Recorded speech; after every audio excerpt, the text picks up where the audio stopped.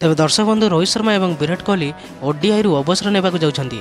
सद्यतम report पर यही प्रश्न उठा आरंभ होईछि। उभय भारतीय दलर 3टी फर्माट रे अधिनायकत्व करिसंती। तेबे रोहित शर्मा और विराट कोहली 2024 टी20 विश्वकप जितिया पर यही फर्माट को विदाय देथिले।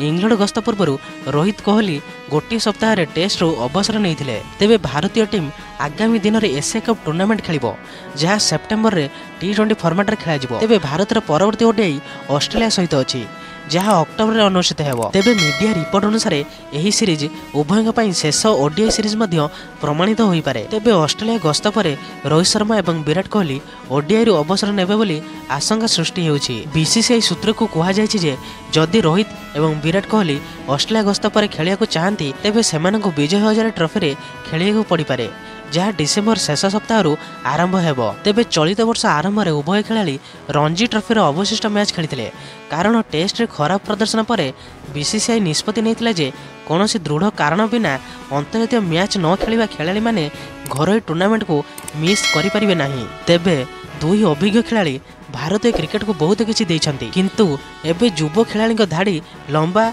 एवं चयनकर्ता एवं दल परिचालना 2027 विश्वकप को ध्यान रखी प्रस्तुति करुछंती। तेबे जदि रोहित शर्मा चाहती तेबे से अधिनायक भाव में ऑस्ट्रेलिया रे तांकर ओडीआई कैरियर शेष करि परिबे। उभय टेस्ट एवं टी20 रे मध्य एकाठी शेष मैच खेलिथिले। उभय शेष थर पई चैंपियंस ट्रॉफी फाइनल रे खेलिथिले, जहाको भारत जीतिथिला। तेबे 2027 आईसीसी एक दिवसीय क्रिकेट विश्वकप अक्टोबर रु नवेम्बर मध्य दक्षिण आफ्रिका, नामीबिया एवं जिम्बाब्वे रे अनुष्ठित हेबो। विराट 5 नवेम्बर 37 वर्ष बयस रे पदार्पण करिवे। 2027 विश्वकप सुधा से 39 वर्ष बयस रे पहुंचीबे। तेबे रोहित शर्मा 30 एप्रिल रे तांकर 38तम जन्मदिन पालन करथिले। 2027 सुधा से 40 वर्ष रु अधिक बयस रे हेबे। सेथिपई समस्ते भाबुछंती जे रोहित शर्मा एवं विराट कोहली 2027 विश्वकप पूर्व अवसर नहीं जिवे। तेबे एही बड़ी प्रकार वीडियो देखा पाई आपण माने एही चैनल को सब्सक्राइब कर दियंतु, कारण एही बड़ी प्रकार वीडियो आपण माने एही चैनल देखिया पाइबे। तेबे रहिली जय श्री राम।